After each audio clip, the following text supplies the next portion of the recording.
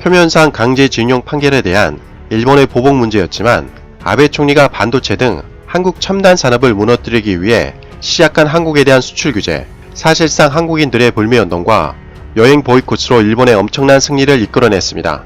7월에만 해도 강경한 태도였던 아베 총리는 최근에 문재인 대통령을 향해 언행이 부드러운 신사라고 표현할 정도로 태도가 급변한 것만 봐도 알 수가 있죠.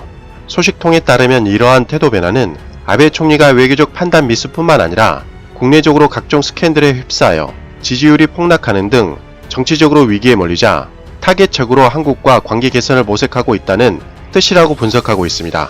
한마디로 이제는 일본 불매운동과 일본 여행 보이콧을 아베 총리가 직접 나서서 해결하고 싶을 만큼 일본 경제에 지대한 영향을 미치고 있다는 뜻이기도 합니다. 간단한 예를 들어보겠습니다.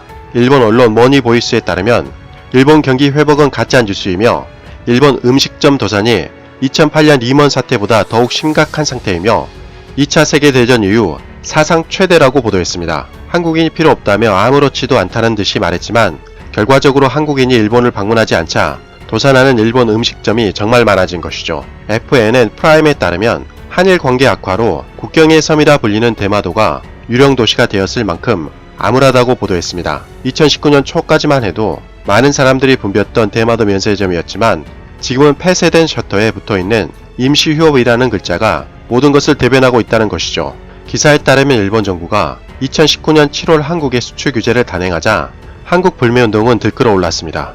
그로 인해 한국에서 출발하는 여객선은 대마도 남부의 이즈하라 항에 벌써 4개월째 들어오지 않았다고 합니다. 대마도 관광협회 사무장에 따르면 2018년 한국인 대마도 관광객은 사상 최대 41만 명을 기록했지만 2019년에는 25만 명으로 급감할 전망이라고 보도했고 가장 큰 타격을 받고 있는 쪽은 숙박 및 관광업계라고 보도했습니다.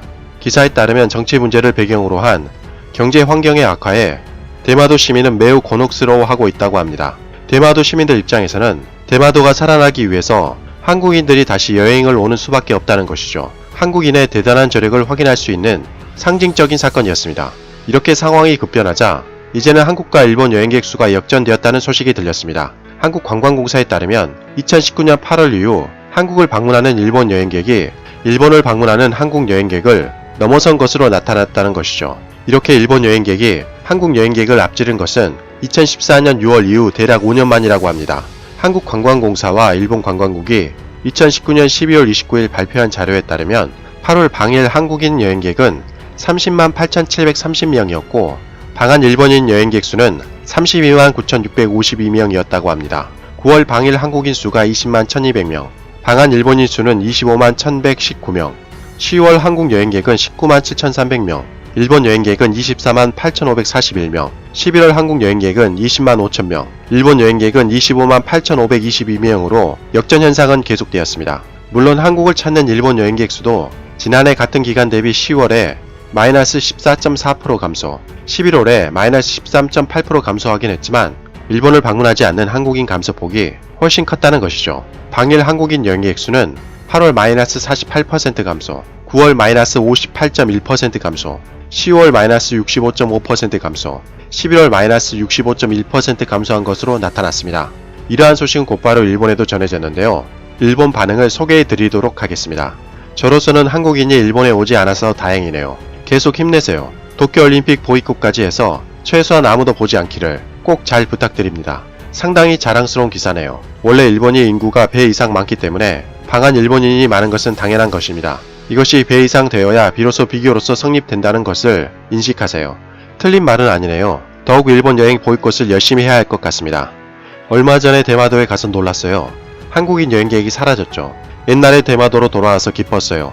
한일 관계가 이런 상황에서 한국을 여행하는 일본인의 어리석음에 기가 막힌다. 일본에서는 한국처럼 불매운동이나 반환운동도 일어나는 일은 없지만 많은 일본인들은 한국에 대해 좋은 생각을 하고 있지 않다. 한국 여행은 가지 말아야 한다고 생각한다. 일본에서는 한국처럼 불매운동이나 반환운동이 일어나지 않는다라니요. 완벽하게 틀린 말이죠. 일본은 혐한 서적이 베스트셀러로 팔리며 2018년 한국에서 일본차가 4만 대 넘게 팔렸지만 한국차는 일본에서 겨우 17대밖에 팔리지 않았습니다. 스마트폰 글로벌 판매 1위 삼성전자 점유율은 일본에서 처참할 정도입니다. 이렇듯 항상 한국 불매운동을 하고 있었고 혐한 시위가 일상적으로 일어나는 일본에서 할 말은 아닌 것 같습니다. 한국인들이 일본을 여행하고 싶어도 못 가는 분위기가 있다고 하네요. 불매운동 등 관민 모두가 정치 문제를 민관 활동으로 확대시키는 듯한 이야기를 듣자 일본의 반미 활동을 상기시키네요. 한국에서는 전체주의의 냄새가 풍기네요. 한국에서 전체주의라고요? 한국은 역사적으로 전체주의를 채택한 적이 없습니다. 일본이야말로 나치즘, 파시즘과 더불어 3대 전체주의 나라였죠. 일본의 역사를 바로 알았다면 이런 소리를 절대 못했을 것입니다. 이상 가치왕 채널이었습니다. 지금까지 시청해주셔서 진심으로 고맙습니다. 항상 건강하시고 복 많이 받으세요.